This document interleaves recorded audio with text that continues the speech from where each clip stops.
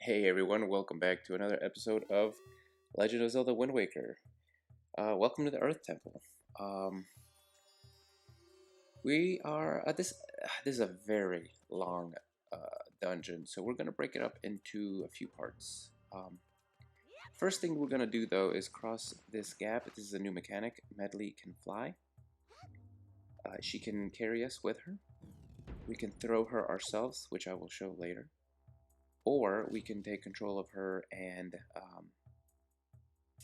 we can fly being her if we are her. Um, but anyway, back to what I was saying. This is a very long temple. This is it's way over an hour worth of footage, and we're definitely gonna have to break this one up into chunks. I think 3 episodes will do. I think that's a fair amount of time. Anyway, taking care of these guys, which are no longer a problem. We can see Link. He's looking up at something. He's so curious about what's going on up there. Which, of course, is our first hint that there is something we need to do up there. Let's take a look at the room. You can see, well, forgot one guy. Let's take care of him, but you can see Link still very distracted by whatever is up there. So, what we need to do first is definitely take these guys out because, unfortunately, Medli doesn't have very good offensive capabilities or defensive ones. But now we can see, from way up here, we can see that there are two pillars and there are switches on top. So we need Medli to fly over there and we need her to press the switches. And we're going to call over to her, just like we did the statues. Well, Link, I'm not very confident, but I think I should try to fly. Well, we already knew that, but in case you didn't get it, she wants to fly. She's gonna try. I don't know why she wouldn't be so confident. She's got wings and all. But anyway, so we see the switch here, and we're going to play the command melody. Except first, we're not going to play the command melody at all. We're going to conduct the Ballad of Gales. Because I don't remember the command melody. So here I am thinking, Link is thinking very deep in thought. He's going to try again. What's he doing? He's doing the same thing, except it... Why did I play the Winter Requiem? I don't know why I did that. I could not remember.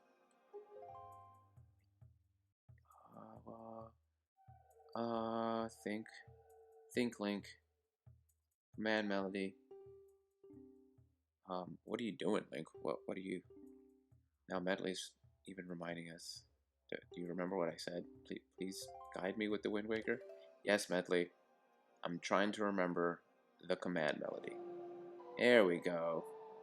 Left middle, right middle. That's the one. Alright, now we are Medley and we can fly. And she's got the meter there. It's her flying meter. When it empties out, she can't fly anymore. It's pretty big, so you can actually fly quite a ways with her. So that's kind of cool. Also, I guess I hadn't realized that you have to press both switches at the same time. And I think, oh yeah, well, maybe I'll do that now. So Medley's not going to fly back to Link. As you can see, like that's a pretty long distance, and she made that with no problem at all. So, she's confident now, and so maybe she can carry us. That's what she said. So that's what we're gonna do. We're gonna take a running head start, and okay. She cannot fly as far with Link because Link's got all the equipment, and so it's kind of heavy. She can't fly as far with him on. But, oh, that's close. We got a close-up of Medli's face there. But anyway, she's going to fly over, and she's going to press this switch. And now that both switches are pressed at the same time, the door is open. One other thing you need to know, Medli cannot go through doors. She cannot go through the door, she cannot open the door, and she cannot follow you through a door. So, as we jump down, what we're going to have to do is pick her up and carry her through the door. That's right. It's a strange thing that Medli can't go through doors, but yeah. So here we have a bunch of chews, and green and red, and in the corner there you may have seen purple chew. They're actually black chews. And fun fact about those guys, you can't kill them. Yeah, they cannot be killed. And I am not joking about that. So we're going to avoid them for right now. There's another red one that I want to take care of. But yeah, really, you cannot kill them. So that is why I'm not even trying. Now, I do want to open the warp pot here, warp jar. And actually, what I want to do is lead them into this beam of light that is coming down from a hole in the ceiling. This isn't something new to choose, where you cannot kill them. Once they touch the light, though, they turn to stone, and you can crush them. But otherwise, they cannot be killed. If you hit them with your sword, you just go right through them, and they rematerialize. So they can be quite a pain, especially later on in this dungeon. With them crushed, I guess they're like trolls, you know, like in Lord of the Rings, or actually The Hobbit. If they see the sunlight, they turn to stone.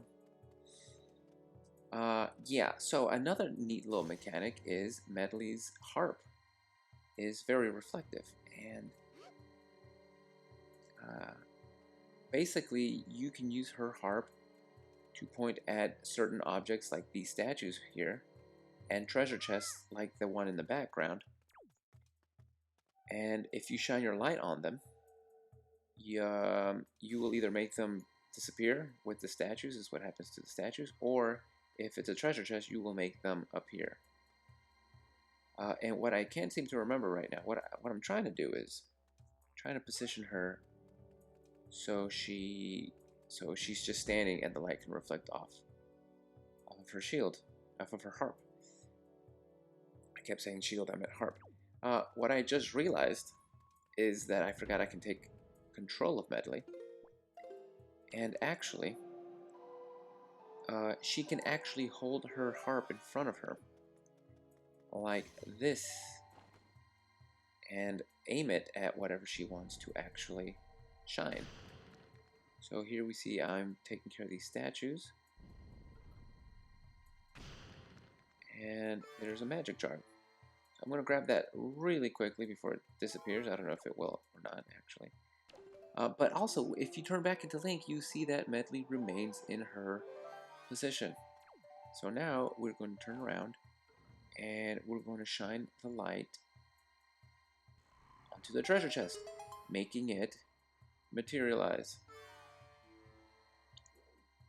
And there are going to be various treasure chests throughout the level that follow this mechanic. So we have the map. Yay! Alright, quit shining that on my face. That's kind of rude. Moving on. This room is actually going to be very important later on, but for right now, there's only a few things we can do here. We're going to take control of Medli once again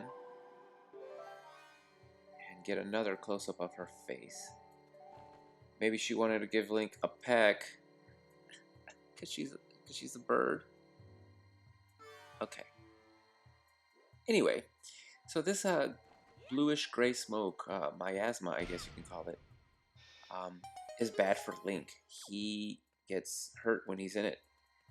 So if Link needs to go in it, what Medli can do is shine the light into the smoke and make it dissipate. Light has that power over the smoke.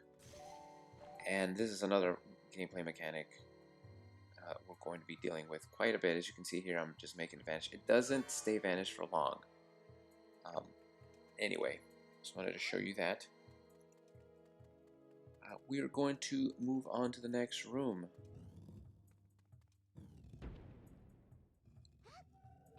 Here we have red bubbles coming out of the coffins here. And we fought bubbles before, no big deal. Just get your leaf and blow that fire out. We could use our bow, but why waste the arrows, right? Oh, no item. Yep. And we can see up there, there's a block up on the ledge, and there's one of those invisible treasure chests up here. So we need to get some light in this room, and we're going to do that by pulling this block. Have you ever wondered how Link pulls these blocks? How's he doing that? Well, where's he getting a grip? I don't know. Sometimes I think too hard about this sort of thing. Anyway, now that there's light coming in, we can get Medli to shine her harp onto the treasure chest. And this is one of those doors that if you're not standing on the gate, it closes back up. Anyway, we're going to go ahead and get Medli to come over here. And she is going to shine the light onto that treasure chest. And we are going to be able to open it. First, we're going to use her to stand on the switch. That way we can get through the door. But first we are going to grab this chest. And we have the key. If you remember in the previous room, the door was locked. Oh, also, new thing. Yes, I forgot about this. Floor masters here. These guys are jerks, and what they want to do, they're not so interested in Link. They're more interested in Medli. And I can't really do anything in this room right now. There's a light, yes, but I told you Medli can't go in the room. And where is she? Oh no, she's gone. Now she just goes back to the beginning of the room. No big deal. No big deal. Now the floor masters will try to go for Medli. There she is. She's been grabbed. Now you have to save her because they will take her. They will take her, and they will yeah, they'll just take her, and she's mine. You can't have her. So you have to watch out for that. Later on, they will go for you as well, but early on, they seem to be more interested in snagging her and just running away from you. Like, haha, you can't get her. So here I am. I'm going to press the switch, and I'm going to let go of Medli. And I'm going to command her, and I'm going to go tell her to open the door. And she can't. She can't open the door because she doesn't know how to open doors. So there's nothing I can do in that room. Just nothing to be done. So instead, we're going to go back over here and use that key we found in that treasure chest to move on. So here we go, and immediately we see some of our friends, choo-choos, falling from the ceiling as they do. Oh yeah, if you throw her, she hits a wall. You give her a concussion. Very nice, Link. Very nice indeed. So, but what we want to do is, you see that tapestry? We want to burn it down. And now there is light coming into the room.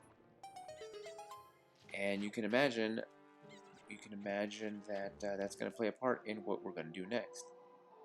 But before I do that, I want to get Medli out of harm's way. So what I'm going to do is, I'm actually going to put her up here where I know for a fact she's not going to get hurt. And I want her to face out there so she gets to see what's going on. She likes to watch while Link does his thing. So we are going to run over here, and here come the black shoes. Now you can see me doing that to the red ones, and I can do that to the green ones as well. I can hit them with the hammer. I can hit them with my sword. I can do all kinds of things to them. But the black ones, what I have to do here is I have to turn them to stone, and I have to put them on these. Put them. There we go.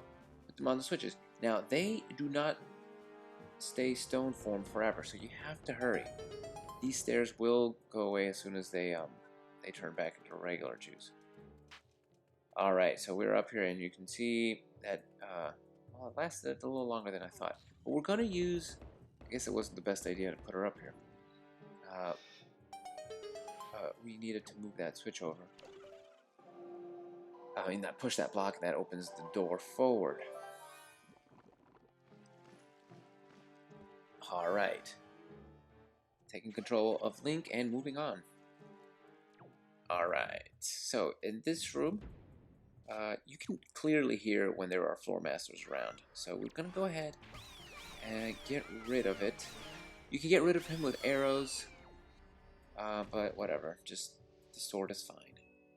And we have these blocks and statues around the room. You can see the track where you need to push the blocks and everything. So we're going to go ahead and start. We're going to get Link to do the dirty work here. The pushing, the pulling, and the fighting.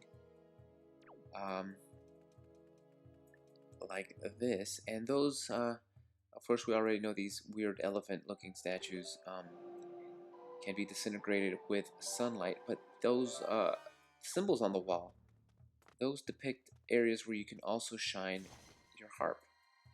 And I will show you. And if you shine your harp, the light on it, it will make the wall disappear. If I could just come on. There we go. Alright, that's nice. I didn't need to do the top one, but I'm a little obsessive like that. So, there we go. We can't move that block with that statue on top. It is too heavy. So, now we can do that. And we have discovered the secondary warp pot right in there, or jar, pot or jar, whatever you want to call them, doesn't matter. Yeah, so we got that. Now we can pull this and push it into that little gap there, so we can climb it and jump on top and hang out with Medli. And that's what we're gonna do. And that opens the door as well. And obviously, this is something that you can do, and you can get the treasure chest there. Now we're getting to about the point where I think we're gonna cut this first part. I don't want to make these too long. Like I said, it's a very long dungeon. But anyway, in this treasure chest, before we cut it off, we're gonna grab the compass, and we're gonna get a little message from the King of Red Lions telling us something interesting. So Link, don't worry about straying away from Medli in the depths of the temple. Just relax and open your dungeon map. It will show you Medli's location as well, so you can easily confirm her whereabouts. That's kind of important in case she gets kidnapped, or if you leave her in a room by herself. But on that note, we are going to go ahead and cut it here, and we are going to pick it right back up where we left off in the next episode.